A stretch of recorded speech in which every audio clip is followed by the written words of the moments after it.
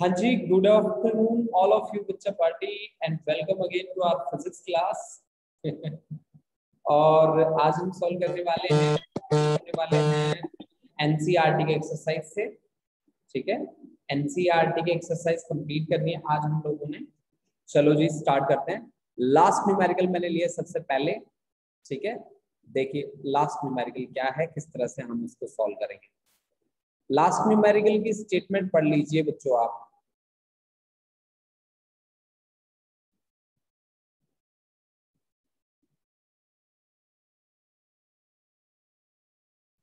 हाँ जी, 2.36। देखिए आपकी स्क्रीन पे है ये।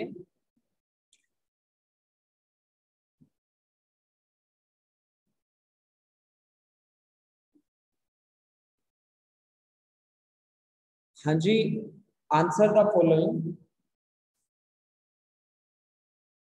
हाँ जी, कितने बच्चों को ये क्वेश्चन, कितने बच्चों ने सॉल्व कर रखा है? क्या कोई ऐसा बच्चा है जिसने पहले से सॉल्व कर रखा है ये क्वेश्चन? इसमें मेरी सबसे पहली जो स्टेटमेंट है वो मैं आपसे शेयर करता हूँ। इसमें कहा गया है कि the top of the atmosphere is about 400 is at about 400 kilovolt with respect to the surface of Earth. ठीक है, corresponding to an electric field that decreases with altitude. altitude का मतलब होता है हाइट। ठीक है, जो हाइट के अकॉर्डिंग क्या होता जाता है, डिक्रीज होता जाता है। ठीक है, हाँ जी, देखिए उसके बाद है जी, कहते हैं near the surface of earth the field is about 100 volt per metre. Why then do we not get electric shock as we step out of our house into the open?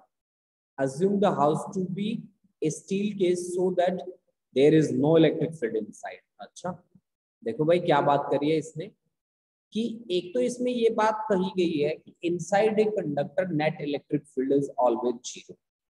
मैं 2.6 का ए वाला पार्ट पढ़ रहा हूँ बेटा। 2.6 का ए वाला part मैं आपको पढ़ के सुना रहा हूँ। ये मेरा घर है छोटा सा, ठीक है, और इससे मुझे बाहर निकलना है। और ये कहते हैं कि जब आप घर से बाहर निकलते हो और कुछ दूर चलते हो तो आपको शॉक क्यों नहीं लगता? तो नहीं लगता तो नहीं लगता भाई, है ना। लेकिन इसने क्वेश्चन पूछा है तो हमें तरीके से जवाब देना पड़ेगा, ऐसे तो नहीं कर सकते हम। ठीक है, कि इसको ऐसे रूड सा जवाब देते हैं, है ना। ये देखिए ये मेरा घर है जी, जो आपको स्क्रीन पे दिख रहा है, नजर आ रहा है। ठीक है, बच्चे भी लगातार आ रहे हैं तो मैं उनको एक्सेप्ट भी करता जा रहा हूँ जी। साथ साथ थोड़ा सा टाइम इसलिए जा लग रहा है। तो जितने बच्चे यहाँ पे बैठे प्लीज स्क्रीन पे जो क्वेश्चन लिखा है 2.36 उसका ए वाला पार्ट पढ़े। बहुत ही जनरल सा क्वेश्चन है, जनरल सी बात इसने हमसे पूछी है जिसको हम बहुत इजीली आंसर कर सकते हैं। ठीक है, देखो जी, ये है जी हमारा घर।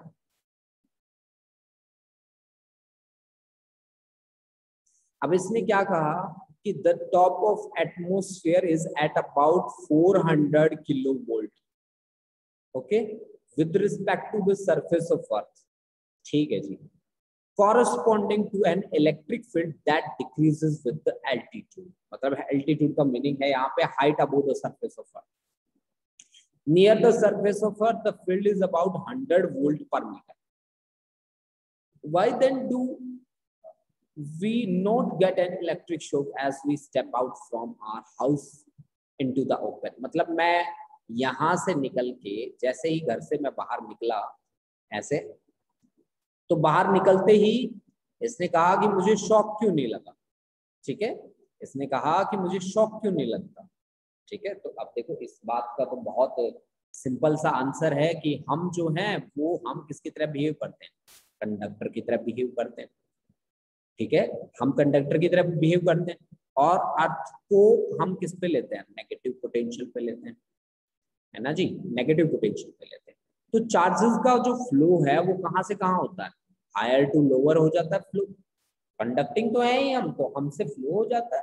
अर्थ के जैसे ही सरफेस के कांटेक्ट में आते हैं तो हम क्या हो जाता है, चार्जेस का फ्लो हो जाता है। इसने ये कहा है कि मतलब हमारी जो बॉडी है और अर्थ का सरफेस है, दोनों के दोनों कंडक्टिंग है। ठीक है, इसका मतलब ये हुआ कि हमारी बॉडी और ग्राउंड दोनों इक्विपोटेंशियल सरफेस की तरह बनते हैं भाई, जहां पे पोटेंशियल सेम रहता है इक्विपोटेंशियल की तरह। ठीक है, तो जैसे ही हम, ठीक है, मतलब हम बाहर निकलते हैं हमारे घर से, ठीक है, तो इक्विपोटेंशियल सरफेस जो होते हैं वो चेंज होते हैं। ठीक है, लेकिन हाँ, हमारी बॉडी और ग्राउंड का पोटेंशियल क्या रहता है, सेम रहता है। हमारी बॉडी और ग्राउंड का पोटेंशियल क्या रहता है बेटा, सेम रहता है। और यही रीजन है कि हमें शॉक नहीं लगता भाई। हम इक्विपोटेंशियल सरफेस में आ जाते हैं, इक्विपोटेंशियल सरफेस में आते हैं तो इक्विपोटेंशियल सरफेसेस के लिए इलेक्ट्रिक फील्ड क्या हो जाता है, जीरो हो जाता है। आपको पता है ना कि E इज इक्वल टू क्या होता है, minus of dV by dr। मतलब पोटेंशियल हमारा क्या हो जाता है, V कांस्टेंट हो जाता है। तो कांस्टेंट का डेरिवेटिव dV क्या हुआ, जीरो। अगर dV जीरो हुआ तो इलेक्ट्रिक फील्ड क्या हुआ, जीरो। यानी कि नेट चार्ज इसके लिए क्या हो जाता है, जीरो हो जाता है। This is the reason of option A. ये ऑप्शन ए का रीजन है। हाँ जी, कितने बच्चों को मेरी बात से सहमत है, प्लीज रेज योर हैंड फटाफट। ठीक है जी, अमरवीर को ये बात समझ में आई है। और बाकी किसको समझ में आई है, अंशु पठानिया और, हाँ जी, नीचे नीचे से महक, निशांत, पलविंदर, और ये बच्चा है मेरा हरकमल और भारती, और ये बच्चा गुरलीन। चलो चलो, अब ऑप्शन बी की ओर तरफ चलते हैं। ऑप्शन बी की तरफ, ऑप्शन बी क्या कहता है, देखो ये ऐसे क्वेश्चन समझा जिनको हमें थोड़ा सा दोबारा से हमें मतलब इस पे बात करनी पड़ती है, इस पे सोच, हालांकि जनरल है। जैसे कि मुझे ये क्वेश्चन दिया गया था कि मेरा जो घर है ना वो किसी कंडक्टिंग एलिमेंट का बना हुआ है। भाई किसी भी कंडक्टिंग एलिमेंट का, मैं यहाँ पे स्टेटमेंट आपको दोबारा पढ़ के सुनाऊं कि इसने कहा स्टील का बना हुआ है, स्टील कंडक्टर होता है, और inside a conductor net electric field हमारा होता है zero. Net electric field zero होता है, चार्जेस जीरो होते हैं, तो शॉक नहीं लगता। लेकिन जैसे ही हम स्टेप आउट करते हैं, बाहर निकलते हैं इसमें से, वैसे ही ये क्या कहता है कि हम कंडक्टर हैं और अर्थ भी कंडक्टर है। अर्थ भी कंडक्टर है, नेगेटिव सोर्स, नेगेटिव चार्ज का सोर्स है। तो कहता है कि ये नेगेटिव है, ऊपर हमारा एटमॉस्फेयर क्या है, पॉजिटिव। तो हम किस तरह के सरफेस के अंदर आ जाते हैं, इक्विपोटेंशियल सरफेस के अंदर आ जाते हैं। मतलब मैंने आपको बताया था ना कि भाई अगर मान लीजिए कि ऊपर आपने एक फील्ड अप्लाई कर रखा है, ये प्लस प्लस प्लस प्लस है, और नीचे हमारा माइनस माइनस माइनस है, ठीक है ना जी। तो इलेक्ट्रिक फील्ड लाइन का जो फ्लो है वो पॉजिटिव से नेगेटिव हो गया जी, ये फ्लो हो गया। अब अगर इस फील्ड के अंदर हम किसी भी इरेगुलर ऑब्जेक्ट को रख देते हैं, रेगुलर हो या इरेगुलर हो, कैसे भी ऑब्जेक्ट को रख देते हैं, तो उसके हर पॉइंट पे पोटेंशियल क्या होता है बेटा, सेम होता है, इक्विपोटेंशियल पे आ जाता है। और पोटेंशियल सेम होता है तो उसके लिए इलेक्ट्रिक फील्ड सेम होता है, इलेक्ट्रिक फील्ड सेम होता है, चार्ज सेम होता है, यानी कि फील्ड नहीं तो फोर्स नहीं, तो उसके ऊपर कोई फोर्स नहीं लगती। This is the explanation of option ए। अब ऑप्शन बी देखते हैं भाई, ऑप्शन बी में हमें क्या पूछा गया। कहता है a man fixes outside his house one evening a 2 metre high insulating slab carrying on its top a large aluminium sheet of area 1 metre square. मतलब बात क्या है पता है, बात ये है कि एल्यूमिनियम शीट रखी है 2 मीटर हाई इंसुलेटिंग स्टैंड पे, मतलब अर्थ के साथ उसका कांटेक्ट नहीं है। Will he get an electric shock if he touches the metal sheet next morning? अगर वो नेक्स्ट मॉर्निंग में उस मेटल शीट को टच करता है तो क्या उसे शॉक लगेगा, 100% श्योर लगेगा, 100% श्योर शॉक लगेगा। अब आप सोचते होंगे कि शॉक कैसे लगेगा। भाई देखो, हमारी जो एटमोस्फियर है उसमें चार्जेस तो इंड्यूस होता है ना, उसमें चार्जेस तो इंड्यूस होते हैं ना, हाँ चार्जेस इंड्यूस होते हैं, और वो डिस्चार्ज भी होते हैं, हाँ जी होते हैं, तभी तो थंडरिंग होती है ना, थंडरिंग आपने देखा है। तो मतलब ये जो हमारे जो क्लाउड्स हैं वो आपस में स्ट्राइक करते हैं, और फ्रिक्शन के कारण वहां पे चार्जेस जनरेट होते हैं, फ्रिक्शन के कारण चार्जेस जनरेट होते हैं। तो जो चार्जेस का मोशन है वो होता है हायर पोटेंशियल से लोअर पोटेंशियल की ओर, हायर पीडी से लोअर पीडी की ओर, लोअर पोटेंशियल की ओर होता है। तो लोअर पीडी पे हम किसको रखते हैं, अर्थ को रखते हैं। अब हमने अर्थ के साथ इसका कांटेक्ट रखा ही नहीं है, तो हमारे पास है मेटल, तो मेटल गेट्स चार्ज, है ना। अगर इंसुलेटिंग स्टैंड पे हमने रखा है इसको मेटल को, तो metal gets charge and due to that we feel shock, ठीक है, जिसके कारण हमें क्या लगेगा, शॉक लगेगा, ठीक है। देखो बेटा, यानी कि मेरी ये जो बात है, ये मेरी बात क्या कहती है कि भाई ग्राउंड को अगर हम अर्थ कर देते तो फिर हमें कोई शौक नहीं लगता। हाँ, एयर ग्राउंड, बिल्कुल। Air around in the atmosphere will charge the sheet which will then start behaving as a capacitor between the ground and the slab. That's the right answer Amarveer. Very good, बहुत बढ़िया, बहुत बढ़िया। हाँ, अमरवीर की explanation भी बहुत बढ़िया है। अमरवीर ने कहा है कि हाँ जी ऐसा होगा, क्योंकि एयर जो है हमारे चारों ओर एटमोस्फेयर में जो प्रेजेंट है वो शीट को चार्ज करेगी, ठीक है। और वो जब चार्ज हो जाएगी सीट, हमारा अर्थ का है नेगेटिव, शीट के पास कोई ना कोई चार्ज आएगा क्योंकि हायर से फ्लो होना होता है उसका, तो वो पॉजिटिव, तो वो एक कैपेसिटर की तरह वर्क करेगा और हमें क्या लगेगा, शॉक लगेगा। दैट्स राइट, बहुत बढ़िया, शाबाश। थर्ड ऑप्शन देखो जी, the discharging current in the atmosphere due to small conductivity of air is known to be 1800 ampere on an average over the globe. Why then does the atmosphere not discharge itself completely in due course and become electrically neutral? In other words, what keeps the atmosphere charged? Atmosphere को charge कौन चीज रखता है, ठीक है भाई? Atmosphere को charge कौन रखता है? फ्रिक्शन।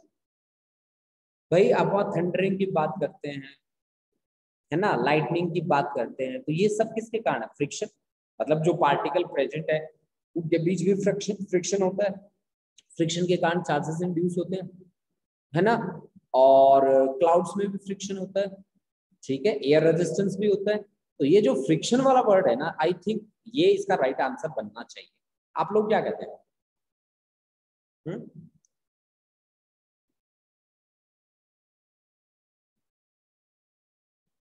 मतलब यहाँ पे जो मैंने ये बात कही है कि जो थंडर स्टॉर्म्स हैं और लाइटनिंग है और ऑल द ग्लोब, ठीक है, वो उसको चार्ज करने का काम करते हैं, वो डिस्चार्ज भी होते हैं, ठीक है, डिस्चार्ज भी होते हैं।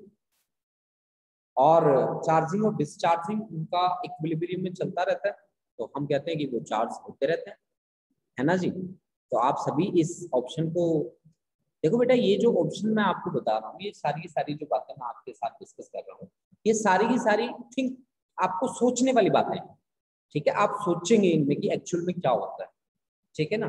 जैसे कि लास्ट में इसने पूछा कि what are the forms of energy into which electrical energy of atmosphere is dissipated during a lightning.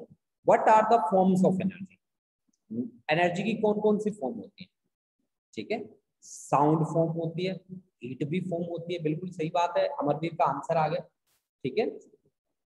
यानी कि लाइट है हमारी, मतलब ये जो इलेक्ट्रिकल एनर्जी है वो लाइट की फॉर्म में भी कन्वर्ट हो जाती है। यहाँ पे लाइट भी देख सकते हैं आप, साउंड आवाज आती है ना, बिजली कड़कती है, आवाजें आती हैं, साउंड, या ये हीट की फॉर्म में भी अपीयर हो सकती है, हीट की फॉर्म में भी अपीयर हो सकती है, ठीक है। तो ये है आपके पास क्वेश्चन नंबर, ये 2.36 का आंसर, ठीक है जी। अब देखो एक क्वेश्चन मैं उठा के लाता हूँ जिस क्वेश्चन के साथ हमने डील नहीं किया, ठीक है। यहाँ एक वेंडीग्राफ जनरेटर पे क्वेश्चन दिया हुआ था, हालांकि वेंडीग्राफ जनरेटर तो हमारा सिलेबस से हट चुका है, नहीं वेंडीग्राफ वाला हटा दिया इन्होंने।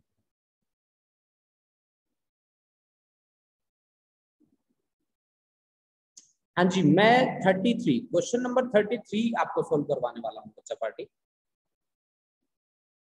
हाँ जी, क्वेश्चन नंबर 33 को पढ़ लीजिए भाई, सभी बच्चे यहाँ पे जितने बच्चे बैठे हैं उसको रीड कर लीजिए, आपको कुछ समझ में आए तो मेरे को बताना जरूर।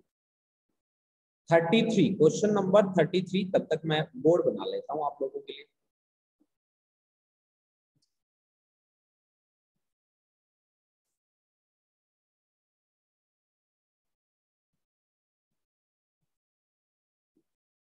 एनसीईआरटी का क्वेश्चन नंबर 33, 2.33, इसमें बोला गया कि a parallel plate capacitor is to be designed with a voltage rating 1 kilovolt, जहां पे वोल्टेज रेटिंग रखा है किलो वोल्ट में 10 raised to power 3 volt. Using a material of dielectric constant 3 and dielectric strength है उसकी 10⁻⁷ वोल्ट पर मीटर। देखो भाई 10 की पावर 7 वोल्ट अपॉन मीटर, ये डायमेंशंस किसके होते हैं? Volt upon metre. आपको क्या आपको ये बात याद है कि E इज इक्वल टू, मैंने आपको बताया था dV/dr, आपको याद होगा E is equal to minus of dV/dr। तो पोटेंशियल के वोल्ट, dr के मीटर, यानी कि ये वोल्ट पर मीटर किसके डायमेंशन है? न्यूटन पर कूलम के, मतलब इलेक्ट्रिक फील्ड के सिंपली। ठीक है, ये इलेक्ट्रिक फील्ड के डायमेंशंस हैं, है ना? हाँ जी बिल्कुल, इलेक्ट्रिक फील्ड के डायमेंशन है नंबर भी, दैट्स गुड। ठीक है, अब आगे इसने क्या कहा गया कि dielectric strength is maximum dielectric strength is the maximum electric field a material can tolerate without breakdown, that is without starting to conduct electricity through partial ionisation. मतलब ये इलेक्ट्रिसिटी कंडक्ट नहीं करते बट इनमें इलेक्ट्रिक फील्ड जनरेट हो जाता है। बात यही हुई ना। For safety we should like the field never to exceed say 10% of dielectric strength, मतलब 10% of dielectric strength मतलब 10/100 of strength कितनी देर के? 10 की पावर 7, 10/100 मतलब 10 की पावर 6 हमारे पास न्यूटन पर कूलम या वोल्ट पर मीटर आ गया, सीधी सी बात। What minimum area of the plate is required to have a capacitance of 50 picofarad? Small p का क्या मतलब है? स्मॉल p का मतलब है 10 की पावर -12, 10 की पावर -12। देखिए जी, क्वेश्चन नंबर 33 के साथ डील करता हूं मैं। कितने बच्चे ऐसे हैं, रेज योर हैंड, जिनको पता है इस न्यूमेरिकल को सॉल्व करने का कि how we can solve that numerical? Raise your hand. अच्छा, महक को पता है, दैट्स वेरी गुड। महक के अलावा अच्छा अमरवीर भी सोल्व कर लेगी, और हाँ जी, और कोई बच्चा जिसने एनसीईआरटी को सोल्व किया हो कंप्लीटली, यानी कि एनसीईआरटी से गो थ्रू आप लोग हुए नहीं हो अब तक, मेन बात यही है ना? चलो सॉल्व करवाता हूँ। देखो आपको मैंने पोटेंशियल क्या दे रखा है कि a parallel plate capacitor is to be designed with the voltage, एक वोल्टेज मेरे को दी है 10 की पावर 3 वोल्ट, है ना, विद ए वोल्टेज 10 की पावर 3 वोल्ट। अच्छा जी, चलो जी, मेरे को V दे रखा है 10 की पावर 3 वोल्ट। ओके, अच्छा डाइलेक्ट्रिक कांस्टेंट K दे रखा है जी 3, जिसकी वैल्यू दे रखी है मेरे को, और डाइलेक्ट्रिक की स्ट्रेंथ दे रखी है कितनी? जितनी भी दे रखी है ना जी, उसका 10% लेना है। जितनी भी स्ट्रेंथ दे रखी है ना उसका 10% लेना है। यानी कि इलेक्ट्रिक फील्ड कितना लेना है आपको? इलेक्ट्रिक फील्ड की strength 10% of given strength. Given strength कितनी है? 10 की पावर 7। तो 10% का क्या मतलब है? 10 डिवाइड बाय 100 इंटू 10 की power 7, that means this is 10 की पावर 6 वोल्ट पर मीटर ले लो, चाहे न्यूटन पर कूलम। ठीक है, एरिया हमें निकालना है जी, एरिया का हमें नहीं पता है जी। ठीक है, कैपेसिटेंस दे रखा है 50 picofarad. Picofarad, pico pico pico का मतलब होता है जी 10 की पावर -12 फैराड। ठीक है जी, 10 की पावर -12। अब देखो जी, इलेक्ट्रिक फील्ड होता क्या है?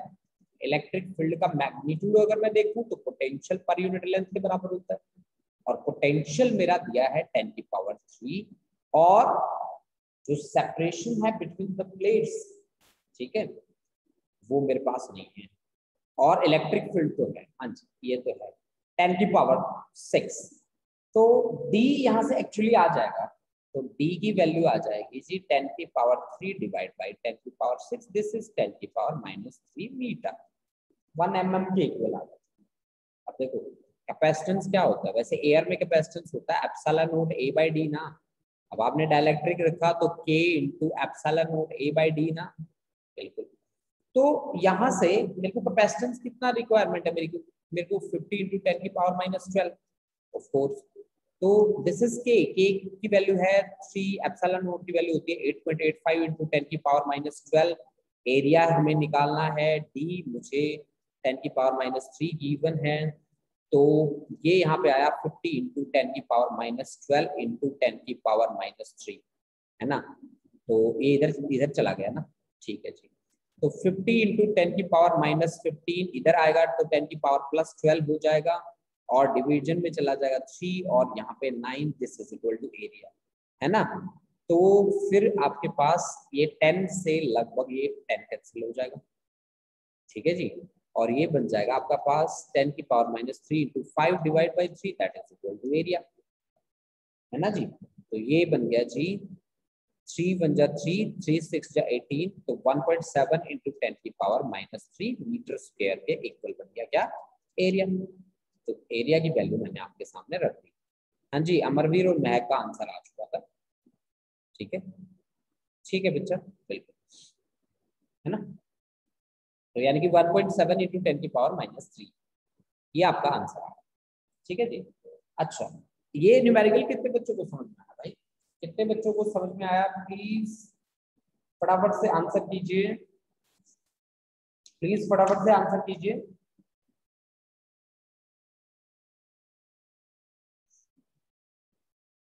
अच्छा जी, कितने बच्चों को समझ में आया, तो मेरे पास मैं चैट देखता हूँ कितने बच्चों को समझ में आया है ये क्वेश्चन। मनप्रीत को, सुखलीन को, अंशु पठानिया, हाँ जी, Nishant ji, Manveer, Mahak, Harkamal, Anshika, Bharti, that's very good, बहुत बढ़िया, बहुत बढ़िया, बहुत ही बढ़िया, शाबाश। अब एक अल्टरनेट क्वेश्चन उठाते हैं। मैंने जो ज्यादातर बच्चों की प्रॉब्लम्स जो देखी हैं, जो समझी हैं, वो ऐसे क्वेश्चंस में बड़ी आती हैं जहां पे मतलब थियोरिटिकल बातें करी, जैसे कि आगे वाला क्वेश्चन मैं उठा रहा हूँ, आंसर केयरफुली, जिसमें वर्ड लिखा है आंसर केयरफुली, बहुत ध्यान से आंसर करना मतलब आपको ना। तो इस आंसर केयरफुली 2.31 को आप ध्यान से पढ़ेंगे फिर, ठीक है, और बहुत ही ध्यान से आप आंसर करेंगे और हम देखेंगे कितने बच्चे ऐसी चीजों को समझ पाते हैं, ऐसी चीजों को अप्लाई कर पाते हैं। देखो, मैंने जो फिजिक्स में ज्यादातर जो डाउट देखे हैं, न्यूमेरिकल लगभग बच्चा सॉल्व करने की कोशिश कर लेता है क्योंकि उसके पास वैल्यूज गिवन होती हैं, ठीक है, तो वो वहां से सीखने की कोशिश भी कर जाता है। जब उसे ये लंबी लंबी लाइनें पढ़नी पड़ती है ना, जैसे कि यहाँ पे वर्ड लिखा आंसर केयरफुली, तो ऐसी बातें जब वो पढ़ता है, पढ़ते ही उसका दिमाग खराब हो जाता है, वो आंसर करने की सोचता ही नहीं है, वो पढ़ के देखता ही नहीं इस बात। हालांकि इसके क्वेश्चन में ही आंसर छुपा होता है, ठीक है ना, इसके क्वेश्चन में ही आंसर छुपा होता है। आप लोग इस स्टेटमेंट को बड़े ध्यान से पढ़ेंगे और फिर मेरे को बताएंगे कि क्या आप लोगों को समझ में आया।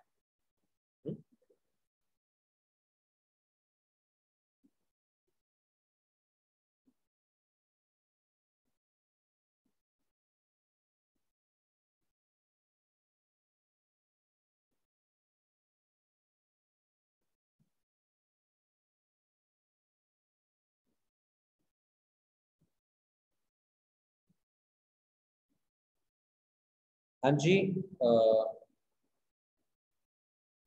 सभी बच्चे इसको ध्यान से पढ़ेंगे और इसका आंसर करेंगे।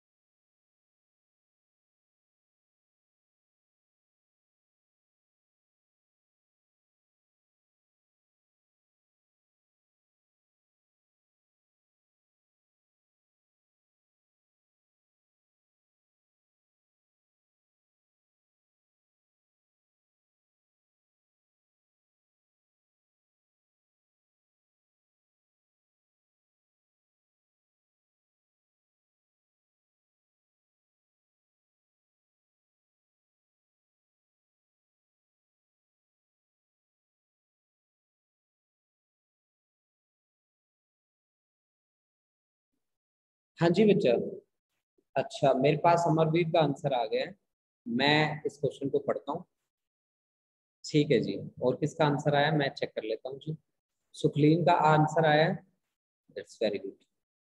कहता है कि ए spherical capacitor has an inner radius of 12 centimetre and, अच्छा आंसर केयरफुली वाले को मुझे आंसर करना था। ठीक है जी, 2.31 को ये लो जी, फिर हम इसको रब कर देते हैं। अच्छा जी, कहता है two large conducting sphere carrying charges Q1 and Q2 are brought closer to each other. Is the magnitude of electrostatic force between them is exactly Q1 into Q2 divided by 4 pi epsilon naught into r square, where r is the distance between the centers. ठीक है, two large conducting sphere carrying charge, कितना charge carry करते हैं, वो charge है उनके पास Q1 and Q2 are brought closer to each other. Is the magnitude of electrostatic force between them is exactly Q1 Q2 divided by 4 pi epsilon naught into r square, where r is the distance between the center. देखो भाई, आपके पास है charge sphere, ठीक है, मतलब आपके पास है charge sphere, और जब उन दोनों को एक दूसरे के नजदीक लाया जाता है तो वहां पे अट्रैक्शन और रिपल्सन होती है ना। और जहां पे अट्रैक्शन और रिपल्सन होती हैं तो चार्जेस का डिस्ट्रीब्यूशन क्या हो जाता है जी, नॉन यूनिफॉर्म हो जाता है, और नॉन यूनिफॉर्म होते ही कूलम्ब्स लॉ वैलिड नहीं रहता। ठीक है, यानी कि जो वैल्यू होगी फोर्स की वो एग्जैक्टली इस रिलेशन से नहीं आएगी, एग्जैक्टली इससे नहीं आएगी। नंबर एक बात कि हमने क्या कहा कि दो चार्ज कंडक्टिंग स्फीयर हैं, एक दूसरे के नजदीक लेके आते हैं, नजदीक लेके आते हैं तो वहां पे अट्रैक्शन और रिपल्सन बचती है, चार्जेस का दोबारा डिस्ट्रीब्यूशन होता है, नॉन यूनिफॉर्म डिस्ट्रीब्यूशन होता है। ठीक है, जिसके कारण हम कह सकते हैं कि ये जो फोर्स है वो एग्जैक्टली एप्लीकेबल नहीं। अब बी वाला पढ़ते हैं जी। Is Coulomb's law involved 1 by r की cube dependency instead of 1 by r square? Would Gauss law be still true? ना जी ना, बिल्कुल नहीं। Coulomb's law इन्वॉल्व होता है स्क्वायर ऑफ डिस्टेंस के लिए, 1 by r स्क्वायर के लिए इन्वॉल्व होता है, ठीक है ना, वो आपका r की क्यूब के लिए काम नहीं करता, ठीक है ना, बिल्कुल भी नहीं करता जी। उसके बाद देखिए जी थर्ड वाला, a small test charge is released at rest at a point in an electrostatic field configuration. Will it travel along the field line passing through the that point? देखिए इस स्टेटमेंट को सी वाले को बड़े ध्यान से पढ़ के देखिए। A small test charge is released at rest at a point in an electrostatic field. Will it travel along the field line passing through that point? ठीक है जी, मतलब उस पॉइंट से जो लाइन पास करती है क्या ये उसी के अलोंग ट्रैवल करेगा, ये बात पूछी गई है जी। कि हमारा ऐसे ये पार्टिकल है और एक फील्ड हमने अप्लाई कर रखा था, ठीक है, अब यहाँ से उसे रिलीज किया गया है, क्या वो सीधा ही जाएगा? ठीक है, ठीक है,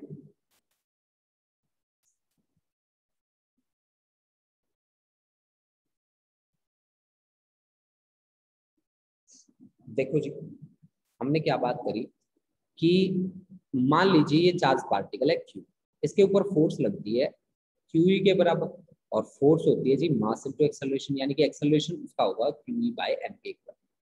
अगर तो ये जो हमारी लाइन है अगर ये लीनियर है तो 100% श्योर है हमारा पार्टिकल इसी डायरेक्शन में एक्सेलरेट कर जाएगा इलेक्ट्रिक फील्ड के कारण।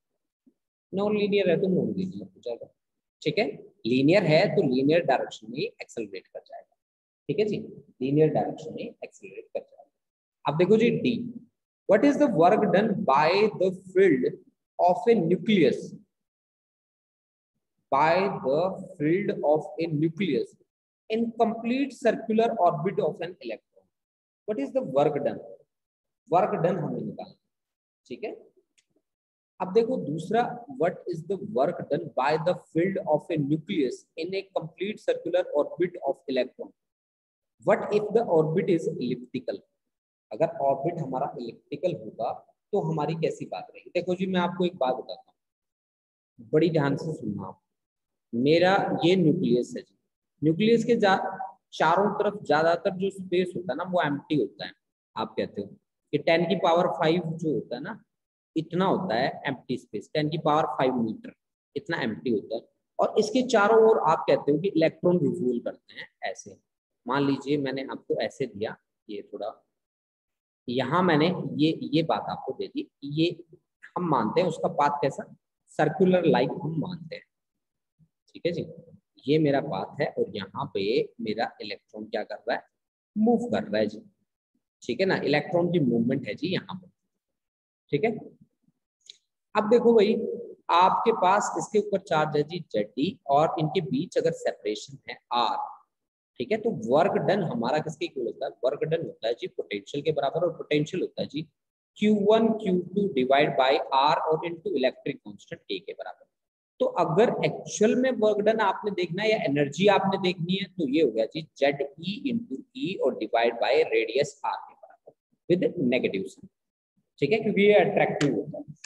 अब देखो इसने क्या कहा कि जो फोर्स लगेगी वो न्यूक्लियस की तरफ लगेगी, यानी कि आपका जो इलेक्ट्रॉन है वो इस डायरेक्शन में मूव नहीं करेगा। तो इलेक्ट्रॉन जो वर्क करेगा भाई, मतलब ये जो फोर्स है ये अपनी तरफ खींचेगा, इस फोर्स की डायरेक्शन कहाँ पे है, इस फोर्स की डायरेक्शन तो यहाँ पे है, और इलेक्ट्रॉन का जो डिस्प्लेसमेंट है उसकी डायरेक्शन ये है।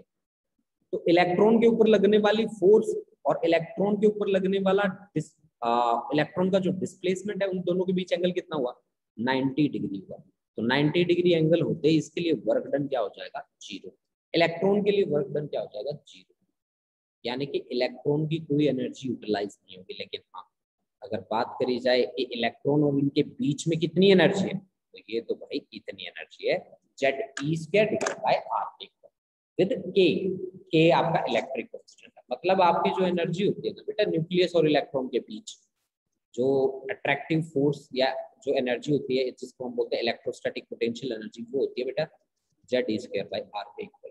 लेकिन हाँ, इलेक्ट्रॉन के लिए यहाँ पे जो बात करी गई थी वो क्या थी, what is the work done by the field, field के कारण कितना वर्क डन होगा। तो फील्ड के कारण, फील्ड की डायरेक्शन कौन सी होगी, जो फोर्स की डायरेक्शन होगी, फील्ड के कारण वर्क डन इलेक्ट्रॉन के लिए क्या रहेगा, 0 रहेगा जी, 0 रहेगा, ठीक है। ठीक है जी, डी हमने सोल्व कर दिया जी। अब आगे बढ़ते हैं नेक्स्ट की ओर, क्योंकि इसके ऑप्शन हैं हमारे पास आगे भी, फर्दर भी। देखो बच्चा क्या, देखो जी आगे इसने क्या कहा, ऑप्शन ई में कहता है कि we know that electric field is discontinuous across the surface of a charge conductor, ठीक है। Is the electric potential also discontinuous there, क्या इलेक्ट्रिक जो पोटेंशियल होगा वो भी डिसकंटिन्यू होगा, कि electric field is discontinuous across the surface of a charge conductor. Discontinuous नहीं होता electric field, we know that electric field is discontinuous, charge board के कॉन्टिन्यूअस नहीं है, मतलब पॉजिटिव से स्टार्ट हुआ नेगेटिव पे खत्म हुआ। तो पोटेंशियल क्या डिसकंटिन्यूअस होता है ना, पोटेंशियल तो कांस्टेंट होता है जी। नहीं जी, पोटेंशियल आपका कंटिन्यूअस होता है जी, पोटेंशियल आपका क्या होता है बेटा, कंटिन्यूअस। उसके बाद देखिए कि guess a possible reason why water has much greater dielectric constant, जिसकी डाइलेक्ट्रिक स्ट्रेंथ है 80 और जो मिका की डाइलेक्ट्रिक स्ट्रेंथ है वो है 6, ठीक है।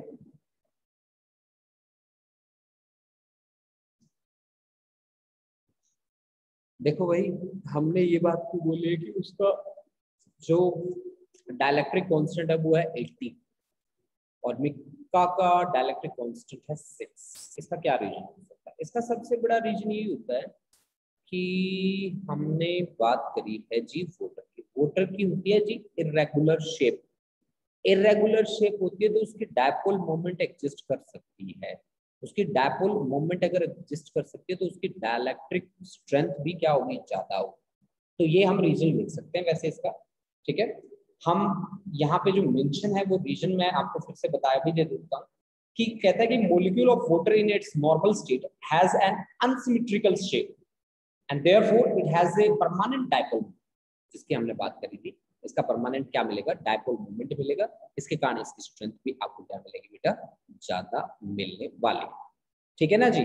तो ये न्यूमेरिकल्स आपके एनसीईआरटी के न्यूमेरिकल में आपको सोल्व करवा रहा हूँ। क्या आपको न्यूमेरिकल समझ में आते जा रहे हैं बेटा? हाँ जी, बोलो बेटा। सभी बच्चे मेरे को मैसेज करेंगे, क्या आपको न्यूमेरिकल समझ में आते जा रहे हैं? हाँ जी। मैं आज आपको वो न्यूमेरिकल्स करवा रहा हूँ जो न्यूमेरिकल्स हम मोस्ट ऑफ इग्नोर करते हैं।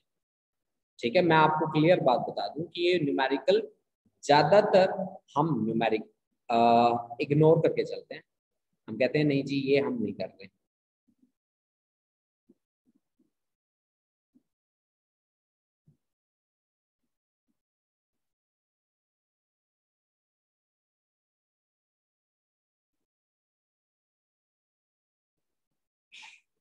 देखो बच्चा, इन न्यूमेरिकल्स को एनसीईआरटी के न्यूमेरिकल्स हैं, इनको बहुत ही अच्छे तरीके से आपको प्रिपेयर करना है। यहाँ बैठे हैं जैसे मनवीर है, ठीक है, और प्रिंस है, इनके आंसर आए हैं। कुलदीप है, सुकलीन है। हाँ जी, क्योंकि ये ऐसे न्यूमेरिकल्स होते हैं बच्चा जिनको ना मोस्ट कॉमनली हर कोई क्लास में इग्नोर करता है न्यूमेरिकल्स। जबकि ये न्यूमेरिकल इग्नोर करने वाले न्यूमेरिकल नहीं है। ये न्यूमेरिकल ऐसे हैं जिन पे हमें सोचना पड़ता है, जिन पे हमें ऐसा नहीं है कि हम डायरेक्टली कोई भी बात बोल लें और हमारी सोल्व हो जाएगी, ऐसा नहीं होता। ये ऐसे न्यूमेरिकल्स नहीं होते जिन पे लॉजिकल बात हमें करनी ही करनी पड़ती है बच्चा। ठीक है, देखो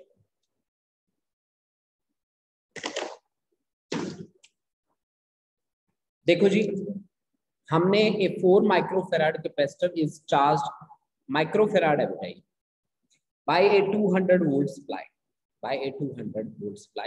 It is then disconnected from the supply and is connected to another uncharged 2 microfarad capacitor.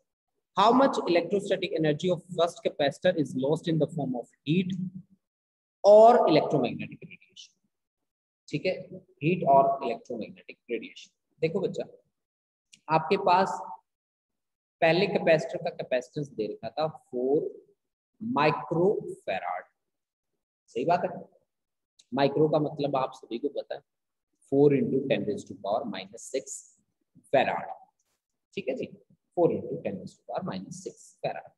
कहता है इसको हमने चार्ज किया था 200 वोल्ट की सप्लाई से, 200 वोल्ट की सप्लाई से हमने इसको चार्ज किया।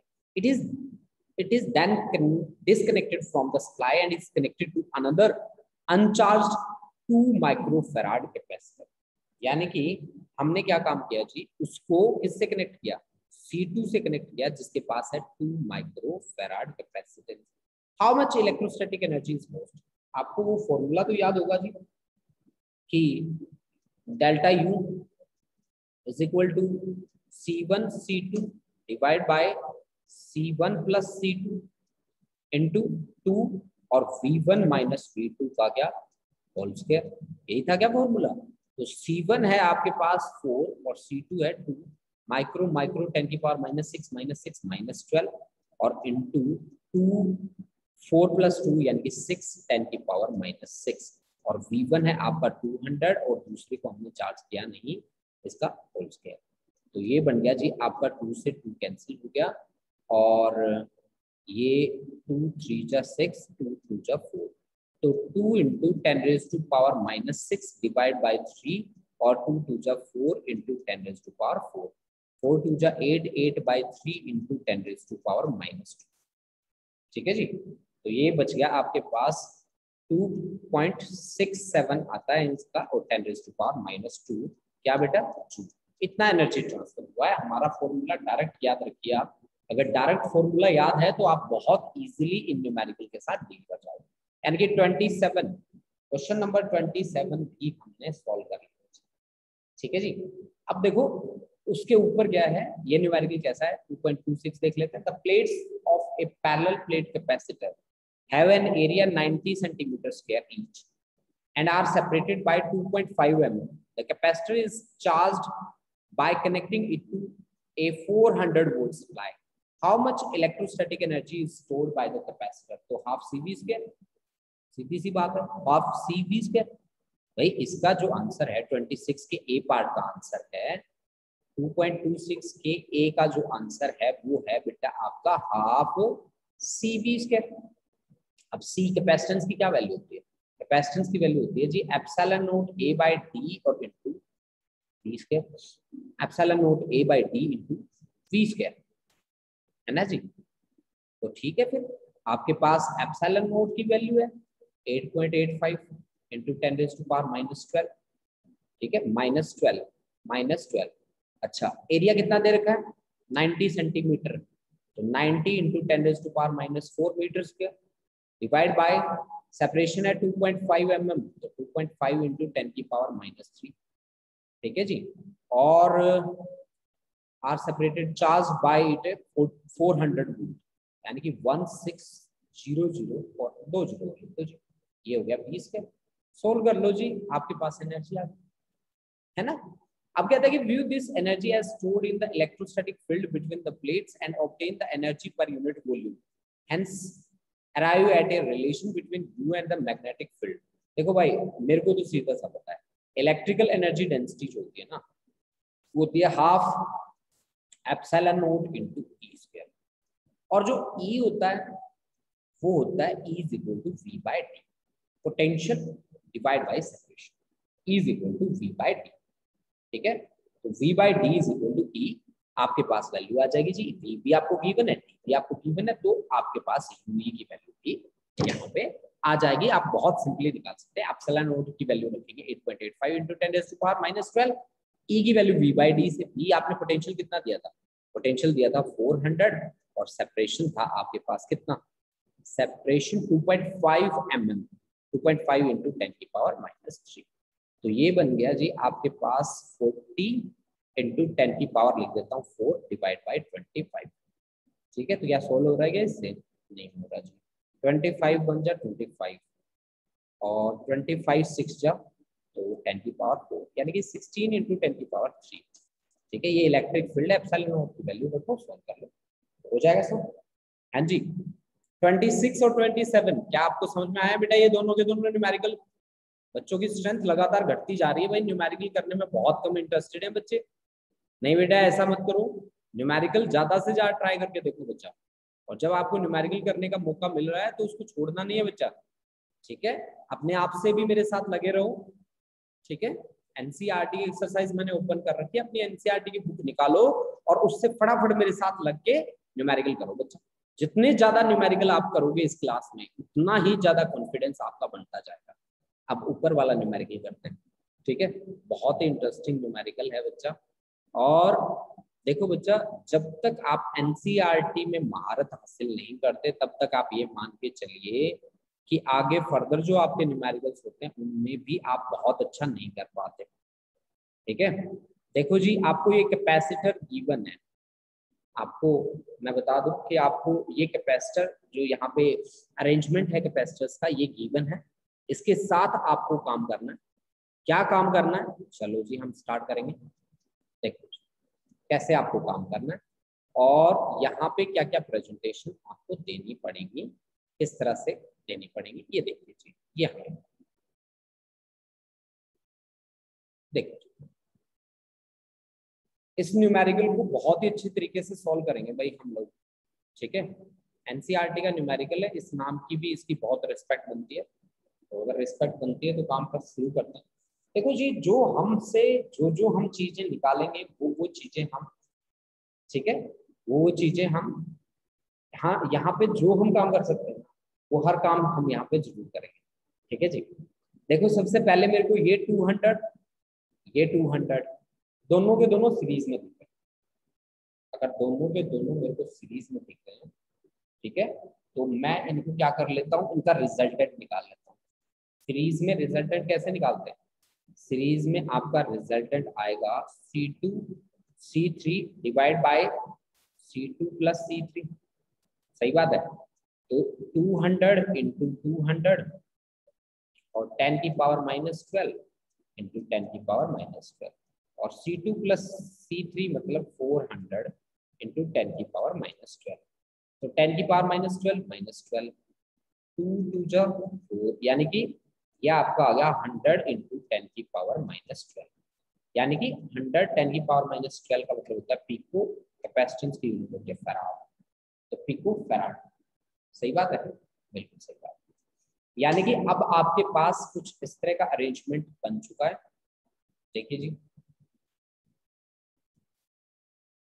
ये आपका जो अरेंजमेंट है वो कन्वर्ट होके इस तरह के अरेंजमेंट में कन्वर्ट हो चुका है।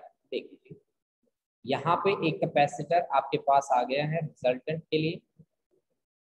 ये देखिए जी, ये आपका रिजल्टेंट बना दिया इसने। ठीक है जी, ये 100 का,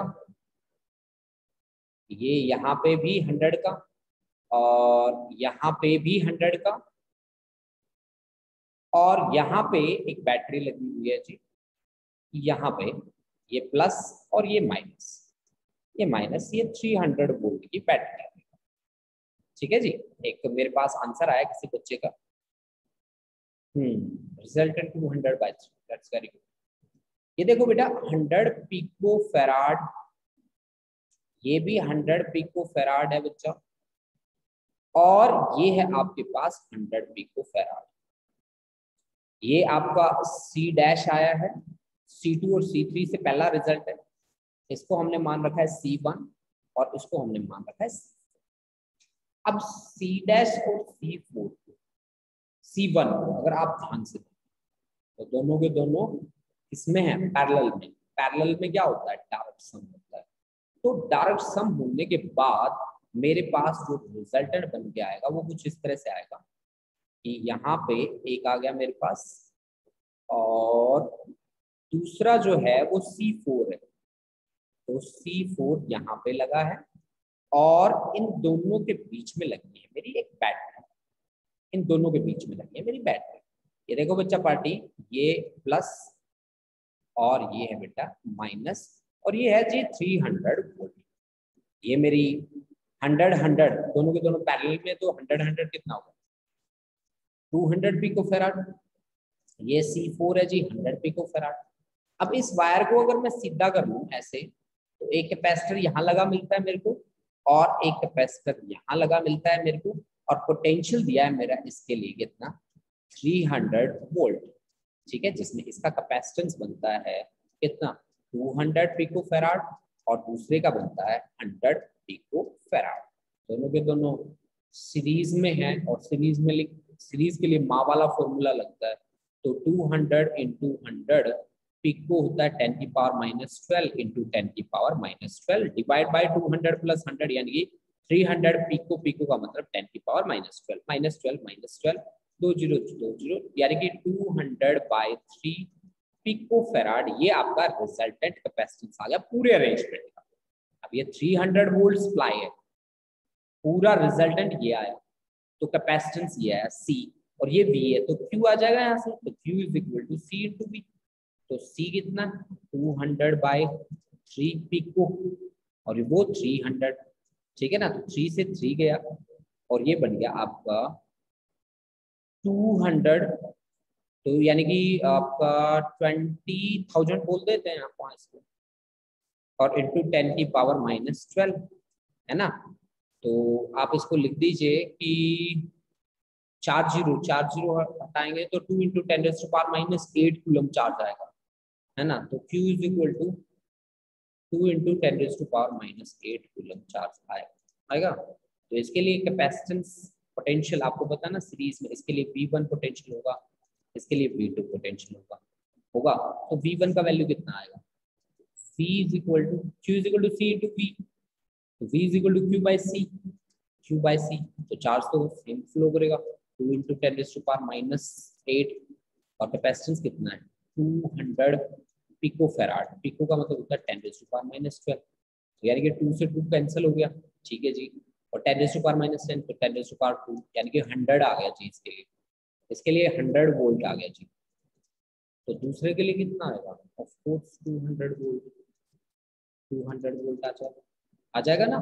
अब देखो आपने 200 किससे निकाला, इससे निकाला, ये दोनों के दोनों किस में है, पैरेलल कॉम्बिनेशन में। तो पैरेलल में क्या चीज कांस्टेंट होती है, पोटेंशियल। क्या चीज अलग होती है, चार्ज। तो इसके लिए पोटेंशियल कितना आएगा, 200 जहां से आया उसके लिए 100 वोल्ट आया। मतलब जो दोनों के दोनों, ये दोनों के दोनों पैरेलल में है, तो इसके लिए पोटेंशियल है जी 100 वोल्ट। पैरेलल में पोटेंशियल कांस्टेंट रहता है, तो चार्ज कितना होगा, Q is equal to C into V। तो कैपेसिटेंस है जी 100 वोल्ट, और ये है जी C है 100 पिको 10 की पावर -12, तो 10 की पावर -8 कूलम आ जाएगा इसके पास। तो इसके पास भी कितना होगा चार्ज, 10 की पावर -8 कूलम। इस तरह से हम हर किसी के लिए चार्ज भी निकाल सकते हैं, हर किसी के लिए पोटेंशियल भी निकाल सकते हैं। हमें अगर सही से अप्लाई करना आता है हर एक स्टेप, तो हम हर स्टेप के थ्रू हम वैल्यूएबल रिजल्ट्स निकाल सकते हैं। ठीक है, कंडीशन यही है कि हमारे स्टेप्स बड़े डिफाइंड होने चाहिए और उन पे काम करना हमें अच्छे से आना चाहिए। ठीक है, तो एनसीईआरटी की एक्सरसाइज आज मैंने सॉल्व कराई थी।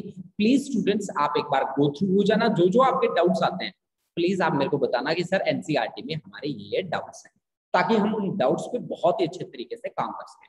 यहाँ पे कुछ क्वेश्चंस ऐसे हैं बच्चा जिनको आपको थ्योरेटिकली आंसर करना पड़ेगा, और थ्योरेटिकली आंसर करते टाइम बच्चे, बहुत सारे बच्चे डरते हैं इस बात से कि थ्योरेटिकली हम आंसर नहीं कर पाएंगे सर। तो प्लीज इस तरह के क्वेश्चन पढ़ो, सोचो, ठीक है, सोच के फिर आंसर करने की कोशिश करो। ठीक है ना, चलो हम आगे की क्लास में मिलेंगे। हाँ, करंट इलेक्ट्रिसिटी में स्टार्ट करना चाहता हूँ जल्दी से जल्दी, लेकिन हम 1-2 सेशन अगर हमारे और भी लगते हैं तो कोई प्रॉब्लम नहीं है मुझे। ठीक है, मैं टाइम लगा सकता हूँ। चलो थैंक यू बच्चा, थैंक यू।